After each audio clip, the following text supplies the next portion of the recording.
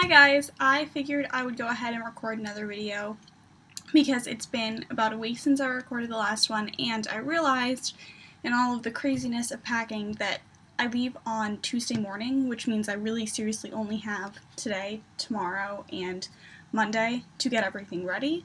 That's 3 days, guys. 3 days, which is frightening to me. And I know a lot of you guys have started already, but this is like still hitting me. It's crazy. Which means that I didn't know if I was going to get another one done between now and then, so I figured I would go ahead and update you guys on the craziness that is my life and maybe answer some more questions if I have time, if I don't speak in another near novella as I did last time. So right now I'm in midst the craziness of packing. I'm running basically on adrenaline and caffeine right now. I'm freaking out. I'm so stressed, and I don't understand how some of you guys have started already, because it just blows my mind that I'm going to be a college student in like a matter of a week. I don't know, I'm looking at syllabi and stuff online and just thinking about the book list, thinking about the fact that I'm going to be in classes with upperclassmen who like have been in college and they know what to do already, and it just freaks me out to no end. So I'm really scared, actually, in case you couldn't tell. And compounded on that is the fact that I have to pack, and that we're not driving there, we're flying there, which means everything that I own has got to fit in suitcases, which is impossible, because I have to fit, like, my books, and my clothes, and my shoes, and for some reason scarves. I acquired a lot of scarves in my life, and I don't really know why. I think it was a desire to be Betty Draper, so I just bought a whole bunch of scarves. But, like, I can't get rid of them now because I own them, so I'm not going to not bring them to college. It's like, I don't know. It's stressing me out. I should not be stressing out about scarves right now. I should be stressing out about the fact that I'm about to take a huge step in my life. Holy crap. Anyway, so I can only bring, I think it's 5 suitcases, we counted it. My printer takes up half of one, and then, like, my coats take up another one, so I don't know what I'm gonna do. I have to fit all of my crap in 2 suitcases, and put, like, my teapot, God, why am I bringing a teapot? Don't ask, in, like, my parents'.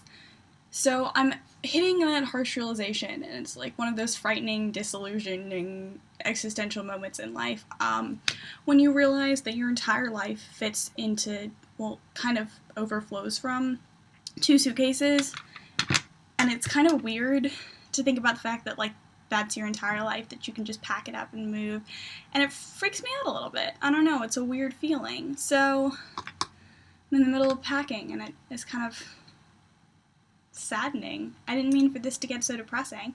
Anyway, to all of you guys who have already started college, congratulations, because it seems like a frightening experience to me. Also, to those of you whose dorms I've seen, they look 10 times nicer and bigger than mine, so I'm really jealous. We'll see how my dorm ends up looking when I move in, and whether or not I can fit all my clothes in the closet that's like this big. Like, no kidding, it's probably as wide as my computer screen. So I'm a little freaked out. By that I mean a lot, but you guys know how I get, like, before tests and anything nerve-wracking, so I'm probably going to start, like, singing songs within the next few days, because I do that when I get nervous. I talk a lot and I sing songs, so just be warned. There's going to be a long video ahead. So yeah, I'm packing, and that's basically what's been going on with my life. So I guess it's a little sad. I don't know how I'm going to fit everything in there. I've got a lot of books and stuff to take. So I guess I'd go ahead and start answering some questions. And actually, I have Nick's video pulled up with all of the questions, so it's kind of odd because his face has been staring at me like frozen this whole time, and it's a little intimidating. But anyway, let's see. I did the where did you grow up? I did how did you rebel as a child? Well, I didn't really rebel, but I answered that question. Described my first of anything. Did childhood memory. Okay, I vaguely have some memory of being at, like, Disney World. I think I was 4, possibly 5. 5 is the go-to age. It's like, oh, anyone who I think is younger than me has got to be, like, 12, even though they're probably somewhere in some other range. Just the age you go to. I think I was, like, 4, we were in Disney World. But my, like, first really, really, really vivid memory is of my trip to London, and I was 5. And we went, and I developed this huge obsession with King Henry and all of his wives on that trip. Like, for some reason, I was really into, like, the culture of the Tudors. Don't ask why. I had no idea of the salacious undertones of this whole culture. Like, I didn't know. I was Anne Boleyn for Halloween that year, and I didn't know what had happened. I was naive and young. Don't blame me, please. But anyway, First off, that entire trip I planned my wedding. I don't know why, but I was just obsessed with planning my wedding. I think it was because we were in London and everything was just so pretty and palatial and there were all these gorgeous things everywhere. So I'm like, I'm gonna plan my wedding. And like, it was tacky. Like, over the top tacky. Like, I think my wedding dress had like gold flowers on it because I had seen this fabric that I loved and it was gonna like lace up and everything and look like a pretty Tudor dress. God knows, I hope my tastes have improved because that was terrible. So first off, I planned my wedding. Second, we went to a whole bunch of art museums, because I mean, we're in Europe, and there's awesome culture there. So every time we would go in an art museum, I don't know why I would say this, and like, I was 5, so I hope everybody was cool with it, and they didn't think I was going to actually rob the art museum, but whenever we were in front of those like huge paintings, like the ones you see in movies, I would just be like, grab the paintings and run, and then I would just like dash off down a hallway. I don't know why I did this, but I vividly remember it. My parents remind me of it all the time. Like, I don't know why. I think I'd been like watching crime shows or reading a lot of Nancy Drew or something. I don't know why I thought this, but I would just be like, grab the paintings and run. So I remember that really vividly. I don't understand. But yeah, so there's my really vivid first memory. So apparently I'm supposed to be a criminal, which bodes well. At least you guys got on my good side, so I won't rob from you any day. If the feds ever see this, you guys, I'm joking, okay? Favorite book? Alright, you guys know me, I have like 50. My Norton Anthology of Theory and Criticism is like stowed away somewhere in a bag. That I couldn't get out, but I got out the rest of them. Obviously, look you guys, I got props. I feel like I'm on like a morning show. Sound and Fury, my all-time favorite, best written, just love it book. Like, I could read this thing over and over. Every time I pick it up, I get chills. And then Great Gatsby. This is the great American novel, you guys. I love it so much. Just everything is fantastic about it. I get to reread it for my race, sex, and gender in American Lit and Film class, so I'm super psyched. I'm also awaiting The Apocalypse very nervously, aka the release of the movie with Leo Dio and Carey Mulligan. But it's just awesome. Every time I read the last page of this book, I get chills, legitimately. It's just a fantastic book. Madame Bovary. You guys can't really see the title that well. I don't know why I picked this one up, but I love this book so much. Flaubert just gets, I can't even pronounce French names, just gets the attitude of a woman so right in this book, and I think it's amazing. I love this book. This doesn't mean I'm deranged or emotionally depressed. It's just the way I wish I could write. It's fantastic, and it just captures her breakdown so well that it almost seems rational in a fantastic way. Sylvia Plath's amazing. I love her poetry. Anne Franny, Zoe, Salinger. First off, I just love the cover of this book. I think it's so classy. Also, I realized that I think, no, wait, never mind. It's not going to be in mirror image when I watch this. Who knows?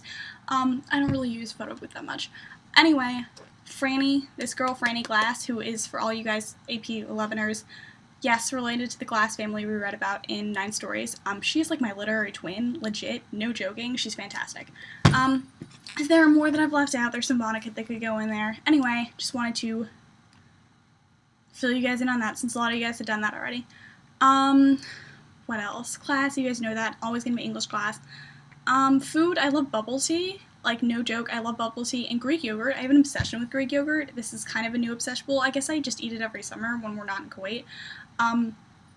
Like, I could survive off of this stuff. It's so good. And they sell the kind that I like. They have it in the dining hall at BC at, like, every meal, so it's gonna be awesome. Show. Mad Men. I'm obsessed with Mad Men. I get to watch it for the class that I get to read Gatsby for, so this is gonna be like the best class ever. I love Mad Men so much. Project Runway. It's fantastic. I want Tim Gunn to be like in my life forever because he's amazing. Like, I want him to be like my uncle or something. He's great. What else do I watch? Like, I watch a whole bunch of really trashy reality television shows. Please don't judge me. What else do I watch? Yeah, more trashy shows that I probably shouldn't share with you guys. You'll judge me forever. And then my most vivid memory. This is not really most vivid memory, but it's just a way to catch you guys up on what I've been doing recently. I had the weirdest day the other day. I don't even remember what day it was. I want to say it was Wednesday. It was Thursday. My mom and I were going to go to the movies. We're going to go see One Day because, like, I love Jim Sturgis to death. I think he's adorable, and I loved him in Across the Universe. He's just fantastic. And I was hoping that, like, Anne Hathaway would just break out into rap in the middle of the movie. If you guys have not seen that video, watch it. It's hilarious. it makes me like Anne Hathaway again, because sometimes I don't like her, I just get annoyed by her personality. Anyway, so we're gonna go see it, because I thought it was gonna be great, and there was Elvis Costello music involved, and I was just really excited to see it. So we get to the movie theater, and, like, there is no one in the parking lot. There's, like, one car there. And the night before, we checked on Fandango to see if there were movie times, and there weren't any. Like, it was like the movie theater did not exist. It was, like, Twilight Zone. It was really weird. So we get there, and we're waiting in line, and first off, there's no person in the ticket counter, but finally they show up. And the person in front of us is like, so when did you guys reopen? And he's like, last night. And I mean, we've been in South Bend for the past week, so we didn't know what was going on. So we just got our ticket, went in the movie theater. It smelled like carpet cleaner and like burnt popcorn. Like, it smelled disgusting in there. But we went into the movie theater, sat down. There was one other couple in the movie. So we're just sitting there chilling, reading HuffPo on my phone because the movie hasn't started yet. And, like, it's 2 o'clock, the movie was supposed to start at 1:55, and my mom's just like, okay, like, what's going on? And finally, this guy walks in, and he works at the movie theater, and he's like, we're gonna restart the projector because the movie's not working. I'm like, fine, whatever. It's not like I have anything better to do. It's summer, and I could go home and, like, read and watch another episode of Mad Men, which is what I've been doing basically my entire summer. Or I could sit movie theater, read news off my phone, which is also what I've been doing the entire summer. So no big deal. So we wait another 5 minutes, and he walks in, and he's like, well, it's not really working, so we can get you guys another ticket for another movie, or just get you guys a refund. So we're like, fine. We go to the front desk, and they give us a refund on the movie, and they're like, and then they gave us 2 free movie tickets, which is, like, actually a ton of money now, because movie tickets got really expensive. It's absurd. So cool. So we got 2 free movie tickets, and we're just gonna go back and see the movie some other time.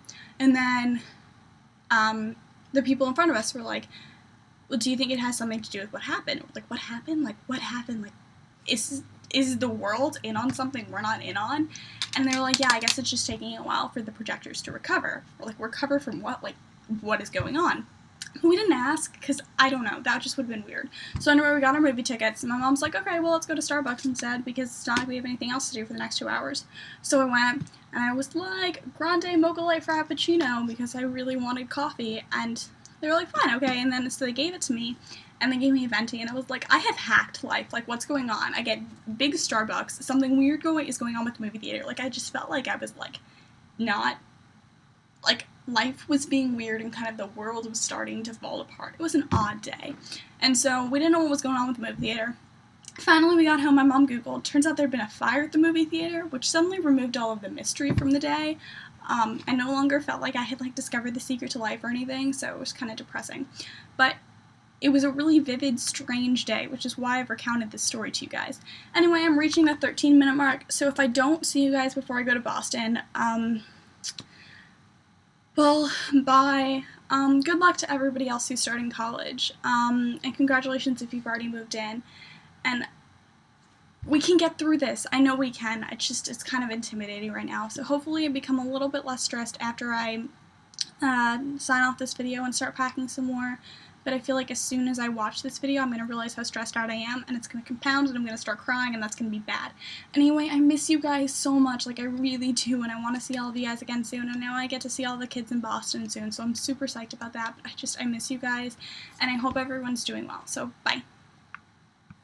If I can find the stop button, I feel really stupid right now. Alright, here you go. Bye for real this time.